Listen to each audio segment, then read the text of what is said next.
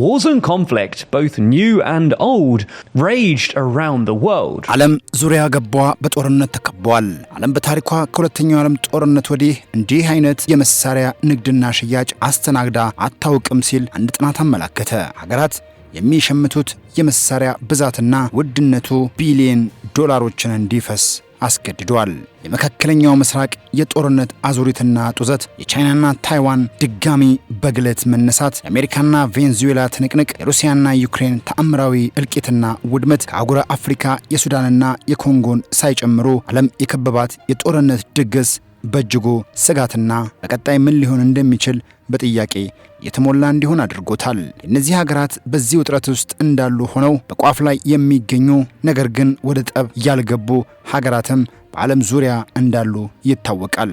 ይህ በእንዲህ እንዳለ ከሰሞኑ ታይላንድና ካምቦዲያ ጉዳይ ሌላው መነጋገሪያ ሆኖ ግለትን የፈጠረ ወደ ግጭት የገቡበት በድንበር ይገባኛል ጉዳይ ሌላ ትኩሳት ሆኖ ቀጥሏል። Yet another attempt to end a century-old border dispute between Cambodia and Thailand. ይህንን ጉዳይ ለማርገብ በማሌዥያ አሸማጋይነት ያለምንም ቅድመ ሁኔታ የተኩስ አቁም ስምምነት እንዲደረግ ታይላንድና ካምቦዲያም የእናቴ ቀሚስ በሚል ምክንያት ወደ ኋላ ሳያፈገፍጉ የሰላም ጥሪውን እንዲቀበሉ የማሌዥያው ጠቅላይ ሚኒስትር አንዋር ኢብራሂም ለመገናኛ ብዙሃን ተናግረው እንደነበረ የሚታወስ ነው። በዛሬው ዕለት ቢቢሲ በፊት ገጹ ላይ ይዞት በወጣው ዘገባ ሁለቱ ሀገራት ጦርነታቸውን አቁመው በእርቀ ሰላም ለመቀጠል ስለመስማማታቸው የወጡ ዘገባዎች ያሳያሉ።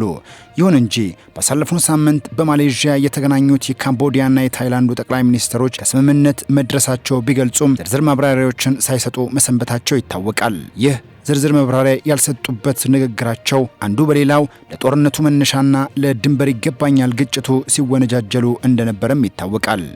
እንደ አዲስ በተቀሰቀሰው አሁን ላይ የድንበር ይገባኛል የግጭት ሁኔታ ታይላንድና ካምቦዲያን ዜጎቻቸው ዋጋ እንዲከፍሉ እያስገደዷቸውም ይገኛሉ።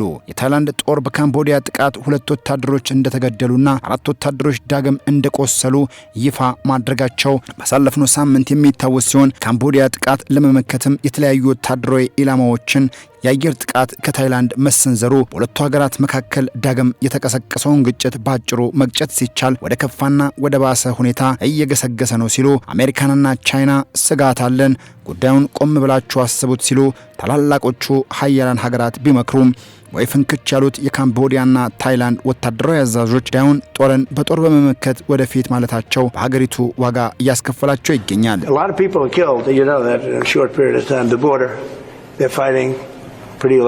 አንዳቸው ሌላቸውን የሚወነጃጀሉበትም የድንበር ጉዳይ ዛሬ የተፈጠረ ሳይሆን ከዚህ ቀደምም ሀገራቱን ሲያወነጃጀልና ሲያጋጭ የቆየ እንደነበረም ሮይተርስ በዘገባው አስፍሮታል። ዓለም አቀፍ የመገናኛ ብዙሃን ስለ ጉዳዩ ባወጡት መረጃቸው መሰረት አሁን ላይ የእርቀ ሰላም ደመናዎች በታይላንድና በካምቦዲያ አንዣበዋል።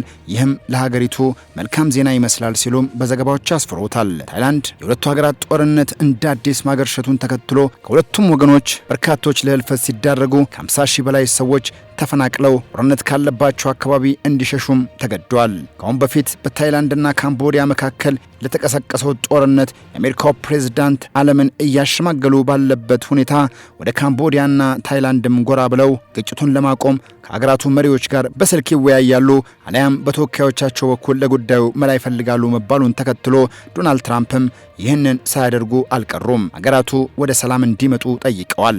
ካምቦዲያ ከዲፕሎማሲ ጦርነት መርጣለች ስትል ታይላንድን በተደጋጋሚ የምትወነጀል ስትሆን ታይላንድ በተቃራኒው የለም ጠበጫሪን ነገር ፈላጊዋ ካምቦዲያ ነች፣ ለዚህ ደግሞ ኃላፊነቱን ካምቦዲያ ትወስዳለች ስትልም መወንጀሏን የቢቢሲና ሲኤንኤን ዘገባዎች በስፋት አስፍረውታል።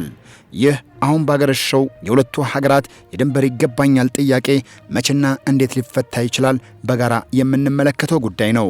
አሁን ግን ዓለም አቀፍ የመገናኛ ብዙሃን ይዘውት በወጡት ዘገባ ላይ ሁለቱ ሀገራት በሰላም በጠረጴዛ ዙሪያ በመነጋገር ችግሮቻቸውን ለመፍታት መስማማታቸውን የቻይና የአሜሪካንና የማሌዥያው ጠቅላይ ሚኒስትር ሌሎችም ዓለም አቀፍ መሪዎች ሁለቱ ሀገራት በመነጋገር ችግራቸውን እንዲፈቱ አሊያም በርካታ ዋጋ የሚያስከፍል ረጅም ርቀት የሚያስጉዝ ጉዳይ ነው ሲሉ መምከራቸውን ተከትሎ ሀገራቱ ጉዳዮቻቸውን ወደ ውስጥ ለማጤን የተስማሙ ይመስላል ሲሉ በርካታ ዓለም አቀፍ መገናኛ ብዙሃን ዘግበውታል። በቀጣይስ እንዳሉት ጉዳያቸውን እዛው ጠረጴዛ ላይ ተተውት ይነሱ ይሁን አሊያስ አብሯቸው ተነስቶ ሌላ የከፋ ነገር ይፈጠር ይሁን? አብረን የምንመለከተው ይሆናል። ጤና ይስጥልኝ። Negotiations might focus on Thailand taking over what is now Cambodian sovereign territory.